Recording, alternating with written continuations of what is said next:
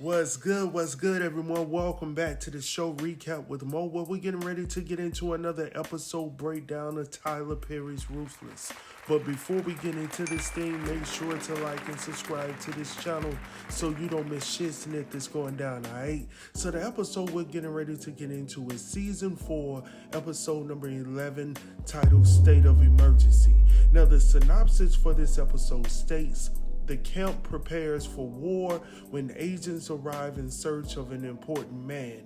Lacey is once again a victim of Marva's wicked intentions, and Ruth, Joan, and River accelerate their plan. Now that we got that out of the way, let's go ahead and get into this thing.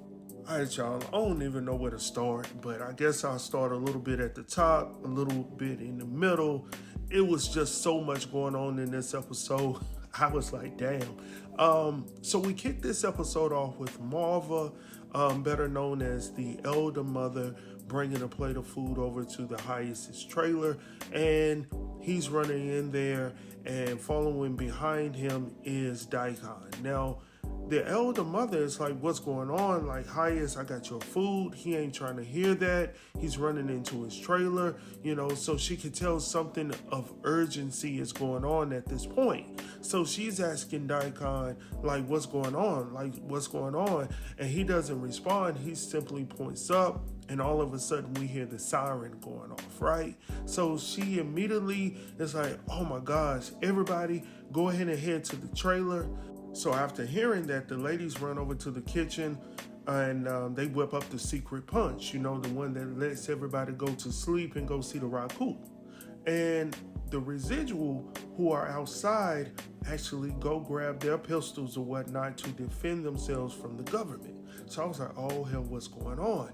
So obviously when the blue siren goes off, that's when everyone is supposed to defend, shoot until, the enemy is destroyed. And once the enemy is gone or the opposition is gone, then we all line up and we drink of this secret punch so we can go see the Raku. And I'm like, what the hell?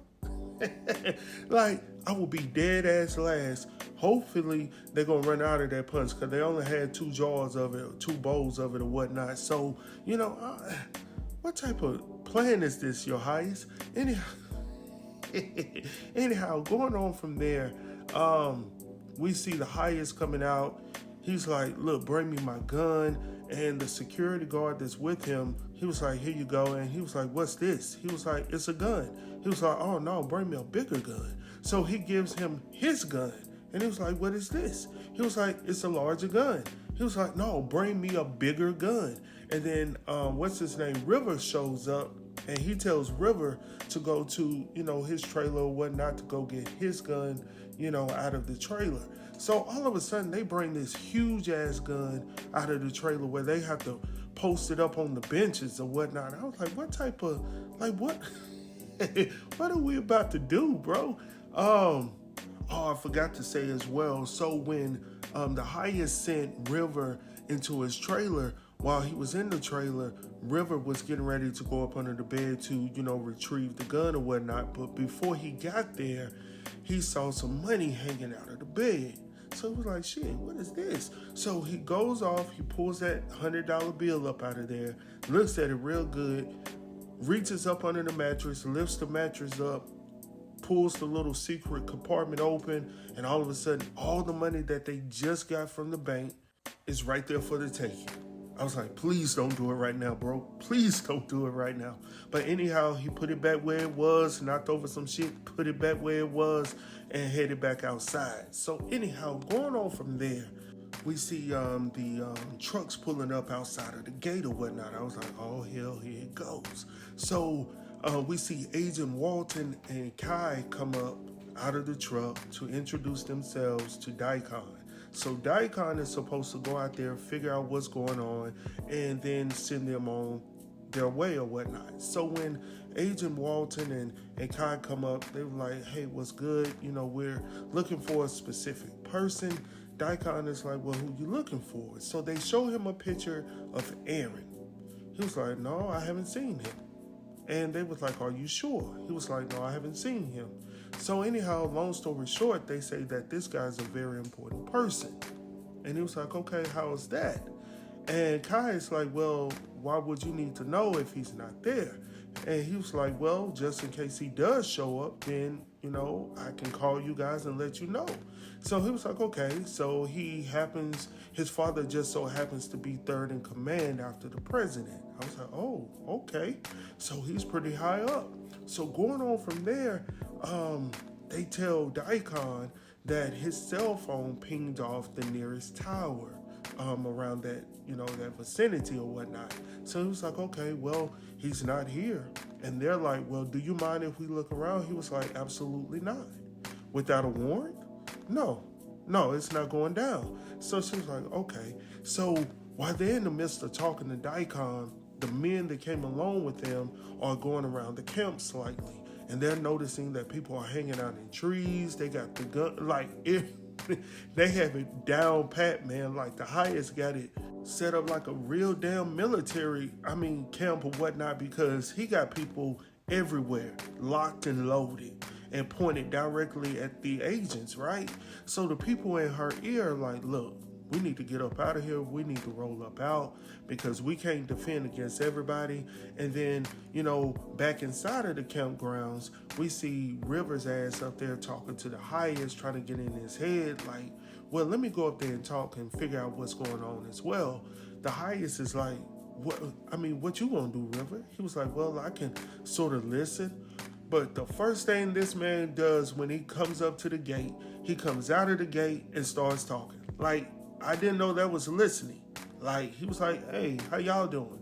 What brings you out today? I was like, what? Like, if the highest knew he was doing that, I think he would be angry as hell because that's not what you were supposed to do. All right? But anyhow, when he comes out there, the agents show him the same thing that they just showed Daikon previously. And River is like, well, I hope you find your friend, but he's not here. So all of their stories sound alike. And, he tells them that there are a lot of women and children here, and the people in the agent's ears like, well, I don't see any children. He's lying. No, he's not lying. There are children there, but we don't know where they are, right? So anyhow, going on from there, the agents decide to leave because there's nothing else they can do. But they leave the picture there for Daikon and the camp to look at just in case he does show up. And they can communicate and call the agent back to let them know that he's there, right?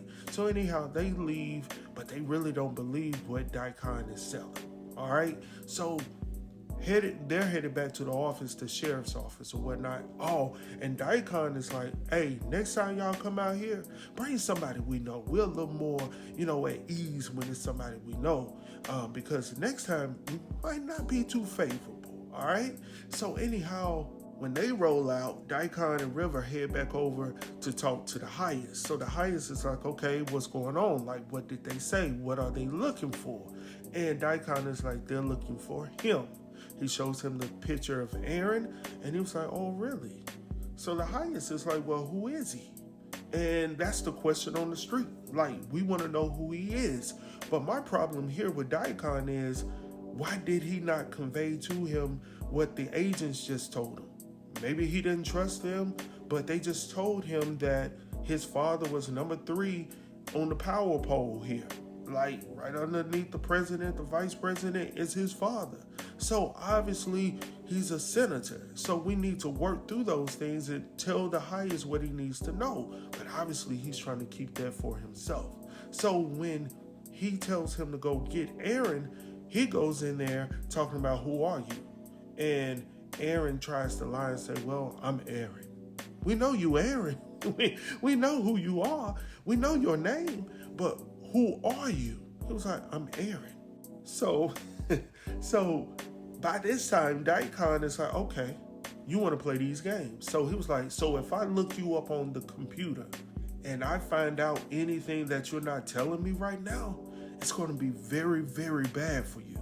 And I am Aaron, tells him that his father is a senator. And he was like, oh, okay. So he said, let's go ahead and go. He was like, where are we going? He was like, as I told you before, we're going to see the highest. So anyhow, leaving from there, we head to the outside of the gates now because everybody's talking. It's been a hell of a night, so the gossip got to go on around the camp. So anyhow, from there we see Lewis and Greg outside of the gate talking and whatnot, and here comes Manny. So Manny conveys to them like, he saw some shit. They was like, all right, what you see? So he tells them that he saw the elder mother pouring some powder into the punch bowl. And both of them were like, oh, and he was like, okay, like, what's the problem here? And he was like, no, that's the punch. The punch. And he was like, okay, like, what are y'all talking about? So Lewis is like, where the hell you been? Like, how did you get here? Like, why do you not know what's going on around here? Like, aren't your eyes seeing shit around here? And you act like you ain't seeing it? And he was like, no, man, I don't believe that. So now both George and Lewis are trying to convey to this man, look, man, the powder is this. Once we shoot the kill, we're supposed to turn around, drink the punch or whatnot, and go see the Raku. Essentially, that was the plan. All right. And he was like, oh, hell no. Like, I ain't here for that. And both Lewis and George are like, yeah, but we got a game plan to get up out of here. We're not staying. He was like, oh, well, y'all need to include me back in that plan. They was like, oh, yeah, we'll let you know about it. Now, let's be real for a moment. I don't trust him. Now, I'm not saying that he's going to turn around and spill the beans on what they got going on, but to me, the only one that's thinking logically about all of this is George. Lewis is feeling some type of way because that's his homeboy, right? Well, truthfully, both of their homeboy, but at the same time, he's been acting a little suspect. Ever since he wanted to become enlightened and all of this stuff, and he got the razor down below and all of this stuff, so that's why he's limping and all of this stuff. So at some point he was believing, but now all of a sudden he wants to come back around and talk about he wants to be part of the plan. Shit, I don't trust him. I don't trust him at all. So anyhow, going on from there, y'all, we see Joan and Ruth walking towards their trailer. And, Joan is like, look, we need to figure out what's going down. Like, I'm not leaving here without my daughter. Joan is like, look, we may just have to take the money that's here. She was like, well, can we do that? She was like, yeah, definitely. It's like over $1 million.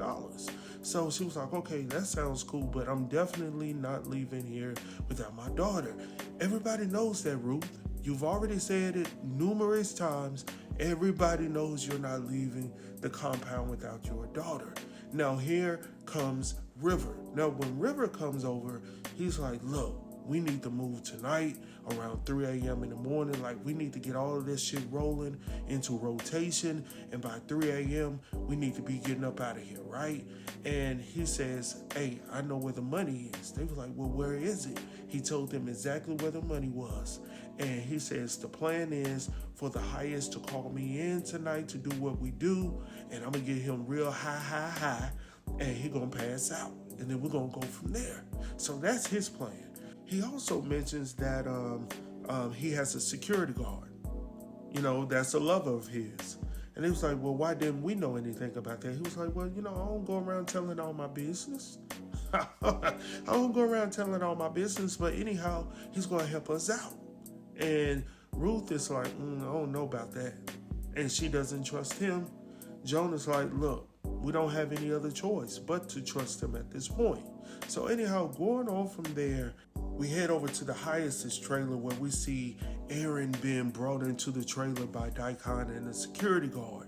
And we see Miss Laura, and we see the highest. So he got his head on her lap. She's stroking his head or whatnot. And, the highest is like, well, it sounds like you're a very important person. Aaron is like, okay. And he was like, yeah, they came here looking for you. So this is what I want you to do. And he was like, okay. So he tells him that he wants him to go to another town, call your father, and I want you to tell him that you're good. That's all I need you to tell him. Like, I'm good. You don't need to worry about me. Go ahead and take this heat off these people right here in this nice compound that ain't crazy. Take it off of us, right? So he was like, I'll do it. But the highest is like, now if you don't do it, then she's going to die. because how much do you love your wife? He was like, with all my heart, with all my soul, with everything I have, your highest, I love her. He was like, okay, word is bond. Word is bond, kid. So anyhow, he leaves. They take him in a truck to go to that area of town to make that phone call. And we see Daikon. Now, Daikon is trying to, please the highest, trying to ease his nerves right now because the highest just doesn't understand why they keep coming for him. Like, why do they keep coming?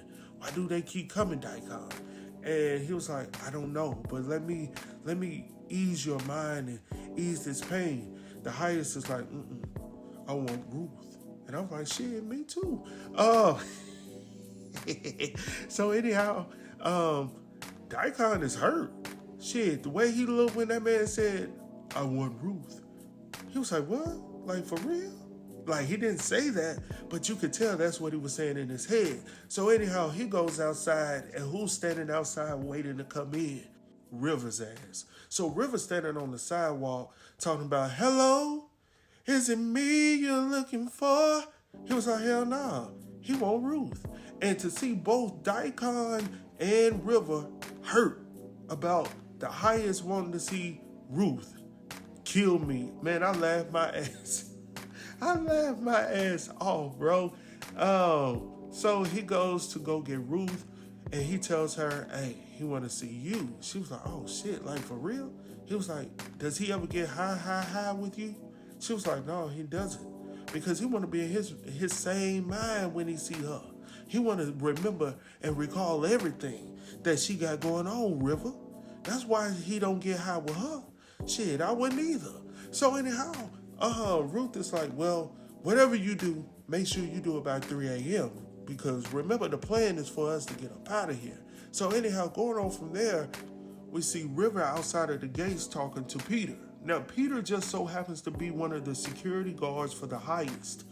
That was the same cat that the highest told him to go get a gun and a bigger gun and a bigger gun, but he couldn't do it, and River had to come in and fix it. That's the same guy, right? So River and Peter have been doing their thing outside of the camp. So they love one another. So he's telling him tonight is the night. You know how that song go, tonight is the night. And he was like, what you talking about? He was like, look, man, tonight is the night. We about to get up out of here. And he was like, are you sure? He was like, well, unfortunately, I got to take this dude in the truck out of town. He was like, who you talking about? He was talking about Aaron.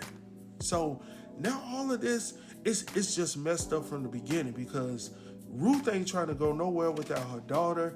And then he can't go nowhere because, oh boy, if he ain't there to let him out, then that's just going to, that's messing up the whole plan, right? So anyhow, he was like, look, we still getting up out of here. So anyhow, going on from there. Now, this is when it starts getting real dark on this episode. And I'm going to skip some of it because it got a little bit too much for me, even for Ruthless, right? So we see the elder mother coming to come and get Gal, right? And we know that's not her name, but that's what she calls her, and she calls her that so much, I'm like, damn, that's her name, right? So anyhow, she tells her, come on outside. We're going to go get the traitor, talking about Lacey. So they go and they fetch Lacey and take her into this room and all of this shit. Now, while they're walking over there, she was like, well, we're going to tie her up and we're going to do all of these things. And if she gets out of line, God tells her, we'll gouge her eyes out. And the elder mother is like, oh, that's so good. That's so good. She's super excited about torturing Lacey, right? So when they get into the room, they strap her down to this table and shit. I'm like, what in the world is going on? She got on the red robe. And I was like, I know y'all not about to do this. I know y'all not about to do this to this woman. And that's exactly what they were getting ready to do. And I was like, damn. So the elder mother strapped her down and had the quote-unquote unenlightened men, the ones that had not slept with the highest, right? And it's crazy because he believes that if he sleeps with them and he lets one loose in them, that they now carry his seed. I was like, it don't work like that, bro. I don't think it does. Like, help me understand that. So anyhow, they pretty much do what they do to her, and they get bucket ass naked. I was like, what the hell? Like, what we doing, Tyler? What we doing? What we doing, man? And then the craziest part about it is the elder mother had a chair on the side, like she sits there all the time watching people do this to people, because she pulled that chair out so smooth and sat over there and enjoyed every bit of it. I'm like, what in the hell? Like, why are you watching? Why do you want to watch this, right? And I was like, this is crazy. Oh, by the way, Brother Lewis and George are in the line as well. So once they hear what's going down, Lewis is like, well, shit, I'm in too. So, he been looking for an opportunity to get it in. He been getting in this whole time. So he might as well get it in. Unfortunately, it's a bad situation for Lacey because, she shouldn't have to go through that just because she wanted to be free. The highest is crazy as hell. And then back in the trailer, he tells Viacom that the kids that she bears are going to be the ones they work to death. I was like, why would you want to do that? Like, why? Why mistreat the children out of all people, right? And I'm like, damn, did you not hear Whitney Houston's song when she was like, I believe the children are our future. Treat them well. Let them lead the way. Show them all the beauty. Damn, that's coming to... That's coming to America. My bad. So the next thing we see is the highest chilling in the trailer. He done sent for Ruth. Ruth finally shows up. He's in his, the Christmas-like room or whatnot. And he's like, I'm in here. So she comes in there, she derobes, and he's talking about, I want to do the magic tonight. And she tells him, no, you don't need that. You don't need that. So I'm sitting here looking at Ruth like, hold on, wait a minute. Like, what are we doing? Like, I thought you were trying to get your daughter up out of the camp or whatnot, but you sitting over here talking about, I'm all you need to get by. I was like, hell no. What we doing? And then she derobes, and then she get up on that thing. I was like, hold on, wait a minute. Okay, I see what we doing. I see it. You gonna put him to sleep. I said, I see you. And I guess that was it. I guess he gonna be asleep the next episode. But anyhow, going on from there, we head over to the FBI's office. Well, they made it their office, but it's actually the sheriff's office, right? And we see our brother sitting in a chair handcuffed. And he's like, why in the hell am I handcuffed, right? And they was like, well, we got some questions for you. So they go through these long line of questions, and he's answering back and forth, and he was like, well, whoop, whoop, whoop, whoop, whoop, whoop, right? And he was like, okay, well, tell us about where you went today. And he was like, oh, well, I went to run some errands and went to the drugstore to get some drugs for the highest because he wants his drugs. Y'all know what type of dude he is. They were like, yeah, absolutely. So anyhow, they was like, what else did you do? And he was like, oh, well, I did this and that. And they was like, well, we didn't see a car. He was like, well, my car broke down. And they was like, okay, so can you explain this to us? So they brought out this tablet and they showed him an image of him pulling the bodies out of the truck into the house and then setting it on fire. I was like, hell no, bro. And I'm like, damn, like, how in the hell you gonna talk your way out of this one, Andrew? Because, like, they got you on camera. They know your whereabouts, what you've been doing. And, well, no, I take that back. They really don't know what you've been doing, but they do have footage of you getting rid of your partner. They got all of that. They got all of that, bro. So anyhow, I'm interested to see how he's going to get out of this one right here. But anyhow, that's pretty much the end of the episode, man. I hope that you guys have enjoyed this one. I'll talk to you guys soon. Make sure to like and subscribe to this channel so y'all don't miss shit snit that's going down, all right? Peace.